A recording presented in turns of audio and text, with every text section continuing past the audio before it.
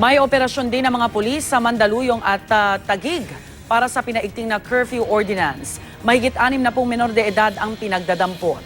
May report si James Agustin ng Super Radio DZBB. James. Rhea, pasado alas 10 kagabi nang sinuyod ng mga pulis at mga taga-barangay ang mga lugar sa Mandaluyong City kung saan naabutan ng mga menor de edad na nasa kalsada pa kahit ipinapatupad na ang curfew. Agad na dinala ang nasa 60 menor de edad sa Mandaluyong Pulis at doon na sila inabutan ng kanilang mga magulang. Kanya-kanyang dahilan ng mga bata at magulang pero pasado alas 12 na ng hating gabi na sila nakauwi matapos basahan ng Code of Parental Responsibility. Pabala pa lamang ang ginawa ng mga otoridad pero sa susunod na mahuhuli ang mga menor de edad ay pananagutin na raw ang kanilang mga magulang. Pinaigting din ang curfew sa Taguig matapos damputin ng mga pulis ang 7 menor de edad at dinala sa kanilang headquarters. Isinakay ang mga ito sa police mobile at saka dinala sa ospital para ipamedical.